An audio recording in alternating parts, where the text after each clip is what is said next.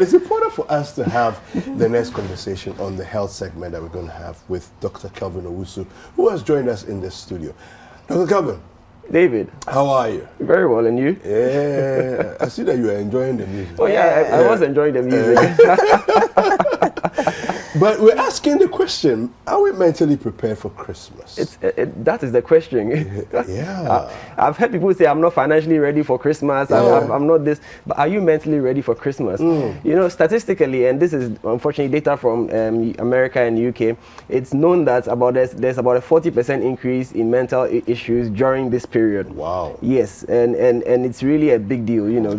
But one would have thought that it's a season of happiness, joy, everything. Why is it rather creating, you know, mental challenges for people? I think one thing we have to always understand is that whenever there's an expectation or whenever there's an expected outcome, there's an increased pressure on people to fit in. Okay. You know, so like you said, it's supposed to be a season of happiness, a season of coming together, you know, a season of family reunion, etc. You know, but that itself is also an issue for a lot of people. You know, because who asked me whether I want to come together with the rest of the family? Yeah. Nobody asked my permission. Nobody asked my opinion, but then we are assuming that once it's Christmas, everybody must come around. Yes, and that puts pressure on a lot of people. You know, either people who don't know any mental issue that they themselves have, and the other group of people are people who actually have mental issues that they are already dealing with, but because during this period also, the service providers are also running a lean shift, or what's the official term? Some of the staff are going off, you know, in quotes, you know, so they don't have as much access to the resources that they need to maintain a normal mental balance, you know, and so that also compounds. In fact, 60% of people with mental illness, like people who know their mental status, you know, they complain of increased symptoms during this period because of what I just described. Because the hospitals are not as accessible because the staff are also, you know, it's Christmas, it's New Year, people are going skeletal staff. Yes, that's what I was looking for. Thank you very much. You're welcome. You know, so yes, it's a documented fact that this period, you know, has a lot of mental challenges. Elsewhere, I mean, in other jurisdictions, one of the issues that also compounds this season is the lack of sun. Well, yes. Especially you're more indoors because of frostbite and all those things. Yeah. So the sun actually plays a major role in mood. You know, but thankfully we don't have to deal with the sun, but we have to do with other things like Harmattan. Harmattan is also quite stressful for a lot of people. Exactly. And now there's COVID and there's Omicron and there's a lot of confusion, a lot of misconception, and of course, and there's Parliament. But I think Parliament is actually, you know, reducing the stress a bit. Really? Yeah. I mean, it's comic relief for lots of people. Last night was, you know, when the E-levy will cause your pressure to go up. When the blow started going, yes. Let me laugh out a bit, you know.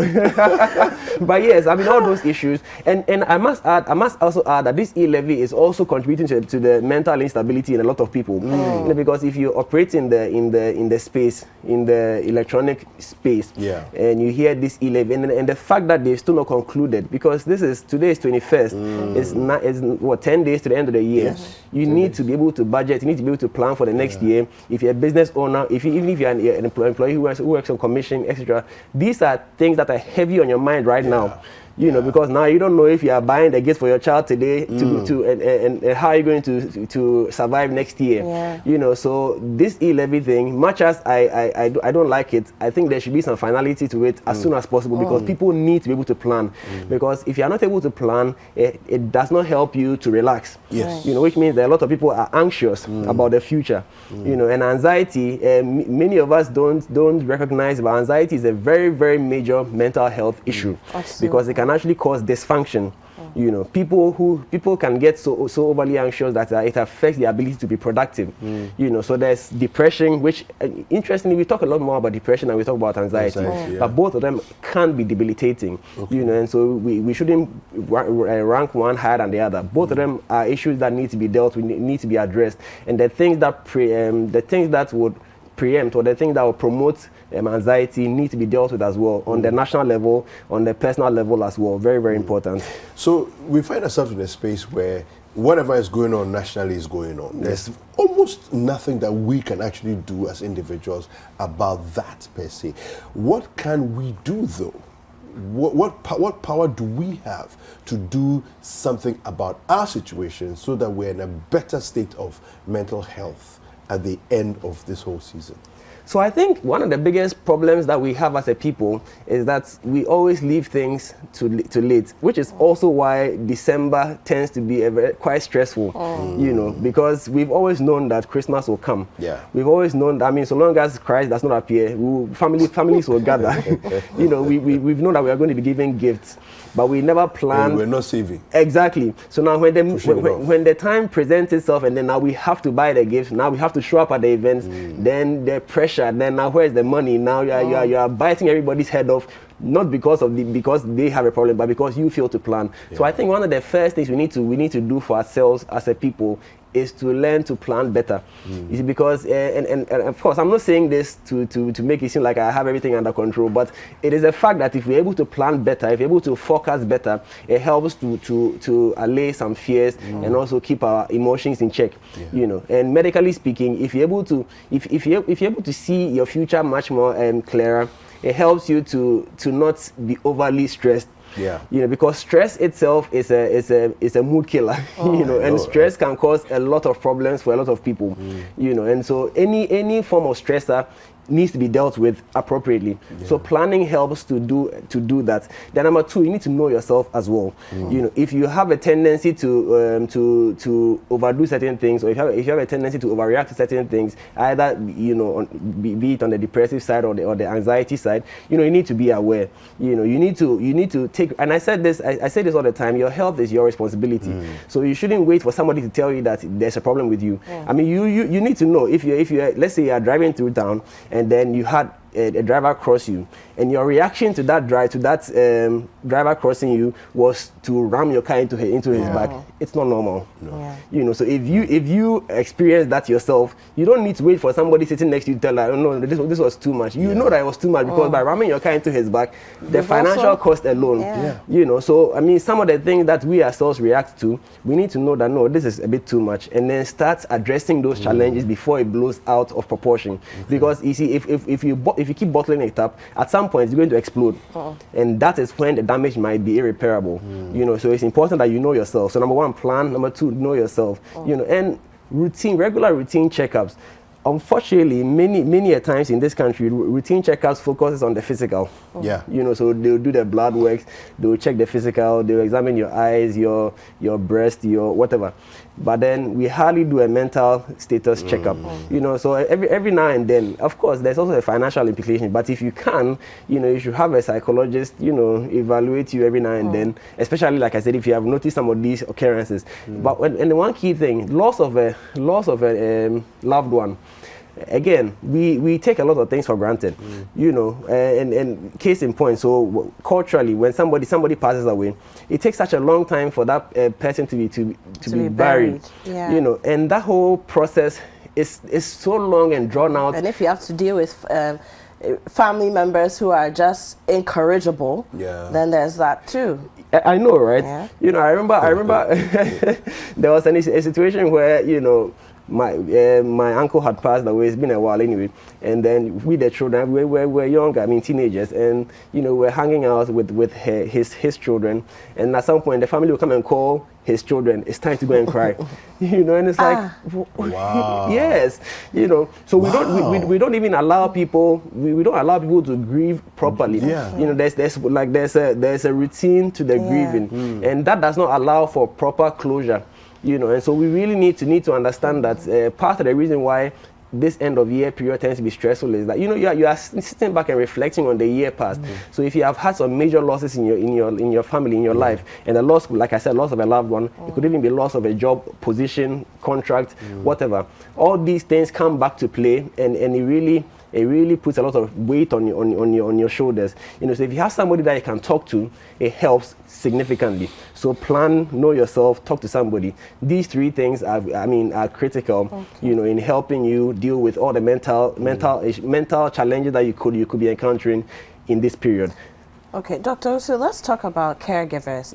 There's a lot of research that shows that, of course, 2020 was when COVID really came. There's a lot of data to show that globally. And unfortunately, I haven't seen much from Ghana, but other parts of the world, that caregivers, especially mothers or people who have to handle children, young children, or run family settings, their mental health deteriorated during the Christmas period because now so much had gone on throughout the year, and it's the onus lies on you as the caregiver or the one who runs the home or sort of keeps the family together to make sure that everybody is happy, and then you ignore your own happiness. Do you see situations like that popping up? Oh often? Yes. I mean, even in my own house, I mean, we've dealt with, just like anybody else has been dealing with. I mean, I remember at the height of COVID when we were doing the homeschooling. I mean, it was terrible. No doubt about it. It was mentally draining. You know, to try get a 3-year-old and a 4-year-old to sit down and do anything for more than 10 minutes. It's quite a chore. You know, and it made us appreciate teachers all the more. But yes, I mean, you are right. And at this particular time when schools are on vacation, the children are at home. You know, so the families that have multiple children, I mean, it's really a difficult time, which is also why the topic you are discussing before this one is so relevant, because now the children are at home. Accidents tend to increase during this period. I'm talking about home accidents, you know, because they're going to run around, they're going to trip here, they're going to fall here. So if the corners are too sharp, if there's a wire, an exposed cable on the floor, if there are bottles, what's it called? Poisonous substances that and this is important, poisonous substances that have been put in domestic containers, like a water bottle, or a Fanta bottle, or something. We've seen things. I mean, put acid in a I was just going to go there. I used to work in an emergency room where a kid came home. The kid was rushed in. Why? He drank acid. How did this kid drink acid? Oh, the acid was in a bottle, you know, water bottle. A kid is a kid. Once he sees that the bottle is a water bottle and what is inside it looks like water, he's going to drink it. You know, and this kid for the past how many years is still going through surgeries to try and you know correct some of these damages. So now the children are home, we really need to be careful. You know, you cannot take it for granted that you are leaving this thing here just for 2 minutes. By the time you come, an accident would have happened. So iron. You know, irons need to be handled properly. You know, you don't leave them standing that they can tip over, because that child is going to pull the cable. You know, better to just carry the iron and put it somewhere unreachable. You know, so these are the common things. Sockets and plugs, they are going to put it in your mouth. So make sure that it's turned off or again hidden from side. You know, taped over something so that they are not going to be tempted. It's because it's not possible to have your eye on them 24/7. Exactly. In fact, it's not even advised to do that, because they also need to explore. So your job is to make sure that the space is as safe as practical. So Dr. Owusu, you've spoken about a few key things: finances and the pressure that comes with that, caregiving and having kids around during this season, and then dealing with loss, whether that loss is the loss of a loved one, the loss of a job, the loss of an opportunity. All those losses, they come full circle, and you have to think about them during this season. And then even just enjoyment and how to bring yourself to enjoy, that also puts pressure on our minds. So we can't necessarily avoid these things because they happen and humanity has to go through the motions. But how do we make sure that our mental health is in check? Of course, we've talked about going to, you know, get our tests done and what assessments done and whatever, but apart from that, how do we just create ourselves, put ourselves in a Zen environment and hold it all together, making sure that our mental health is in check? You see, it's not an easy answer to give, but we must still try and address it anyway. The thing is, you need a break.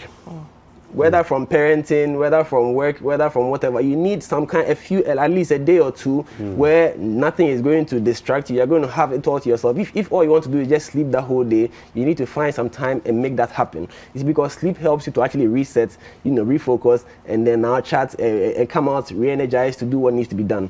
You see, we cannot, burnout is real, and people can get burned out for the same way you can get burned out from work. Is the same way you can get burned out from parenting. You know, so if you don't find a way to balance your life, it's going to affect you. And that is when we now start seeing mothers or fathers taking it out on the children. You know, because the children, they are just being children. You know, it is you that has failed to, you know, take responsibility for your health, and now you are taking it out on them. So let's not make them the victims. You know, we brought them into this world, so let's make sure that we are doing the things that we need to do to help us to, you know, focus. And so one thing that parents, for instance, can do in this period is to organize, should I say, play dates or sleepovers. So if there are 2 or 3 families, you can actually find some way that this week all the children go to this house and then go and, you know, stress them. Then these other people can they can take that like break. That. You know. Then the next weekend we switch. Now if you come here, let me also now rest. I mean, these are some of the ways that we can do that, especially if you consider that now it's difficult to have people come over and stay with you, you know, but if we collaborate as family, even your neighbors, you know, move them to the next door. Of course, you have to be on friendly terms. Move them next door so that I can have some peace and quiet for just one day. You know, then you can refresh and then think, because again, planning, you need a certain atmosphere to plan. Otherwise, the plan itself is chaos. Exactly. You know, and then the execution is even more chaos. So very, very important that we try and put these small things in place so that we can make things work. Okay. Very interesting perspective, and thank you, Dr. Owusu. So we've been speaking about, you know, how to make sure that you are mentally ready for Christmas, and if you're not yet, the things you can do to ensure that you maintain your sanity. And let's all make it a point, as we're putting our New Year's resolutions together. Next year I'm buying a car. Next year I'm breaking the foundation on my house. Next year I'm getting a new job. Next year I'm buying that dress. I'm buying that wig. Please also put in your resolutions that next year you're going to do a mental health assessment. Because if you're not mentally sane, you go and spend 6,000 cedis on a dress that you probably never wear. You know. Dr. Owusu, thank you. He is the director of the Optima Care Center, and he's with us every Tuesday. I don't know about next week though, because he needs to maintain some sanity. But we'll